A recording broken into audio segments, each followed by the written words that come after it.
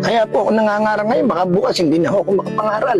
Paano kung kukunin na ako ng Panginoon bukas, di sayang, wala ng panahon, di na ako mangangaral. Po. Kaya mapakahalaga po na sa bawat araw, gawin na natin yung pinagagawa ng Diyos. Sa bawat araw, mamuhay tayo ayon sa kalooban ng Diyos, ayon sa Kanyang salita, upang maging panatag tayo kung kunin man tayo ng Panginoon. Kung alam natin, si Kristo na ang Panginoon at hari ng ating buhay, wala tayong dapat ipangamba ng mga oras tayo kunin ng Diyos. Pero kung tayo po ay wala sa Panginoon, malayo at namumuhay sa kasalanan, ay nakakapangamba yan. Delikadong kunin ka ng Diyos sa panahong namumuhay ka sa kasalanan. Ano mang katindi, kabigat, ang kasalanan mong ginagawa, kaya tiyak na kayang patawarin niya ng Panginoon, kayang baguhin niya ng Panginoon. Kaya may pagkakataon pa tayo. Alam nyo, hindi natin kayang baguhin ang ating sarili. Po? Hindi natin kayang baguhin.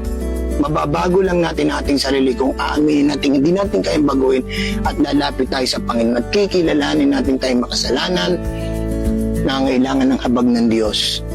Patatawarin tayo ng Panginoon. Po?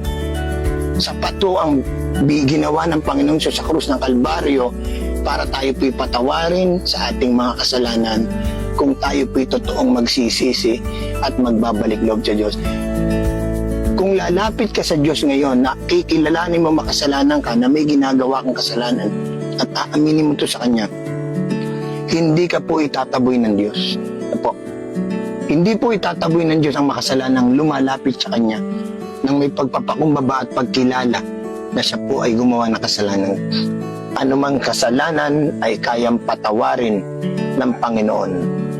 Basta ang tao magpasya lamang na lumapit sa Panginoong Hesus bilang makasalanan. Patatawarin, kahahabagan siya ng Panginoon. Kaya kapabinuhay ng Panginoon. I don't know your lifestyle, pero alam ng Panginoon ang ginagawa natin kasalanan. Kung alam mong may ginagawa akong kasalanan, pwedeng hindi nakikita ng asawa mo yan, ng magulang mo, ng kaklase mo, ng ka-churchmate mo, ng pastor mo. Pero kung you are living in sin, kapatid, gusto kong sabihin sa iyo, huwag mo nang ipagpabukas, huwag mo nang ipagmamaya pa ang pagsisisit, pagtalikod sa kasalanan. Ngayon ka na magpasya. Kausapin mo ang Panginoon, sabihin mo, Lord, inaamin ko ako nagkasala sa iyo. Nang totoo sa puso mo, Lord, patawarin mo ako. Ito yung kasalanang nagawa ko. Lumalapit ako sa iyo bilang isang makasalanan. Hugasan mo ako at linisin ang iyong banal na dugo. Patawarin mo ako at tulungan mo akong magbagong buhay. Hindi ko kaya pero kaya mo. Kaya mo akong tulungan. Tiyak, papasok ang Holy Spirit sa buhay mo. Kikilos siya at babaguhin ka niya. Tutulungan ka niya. Bibigyan ka niya ng kapangyarihang pagtagumpay sa kasalanan. Tandaan niyo po, ang Diyos, hindi ka lang niya patatawarin sa kasalanan mo pag nagsisi ka. Hindi ka lang niya ililigtas sa kaparusahan ng kasalanan pag nagsisi ka. Pangatlo, bibigyan ka niya ng kapangyarihang kakayahan na pagtagumpayan ang kasalanan sa iyong buhay hanggat narito ka sa mundo. Yan ang biyaya ng Diyos.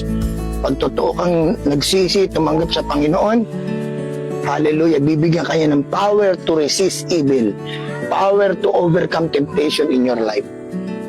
Dumepende ka sa magagawa ng Diyos, magtatagumpay ka sa kasalanan.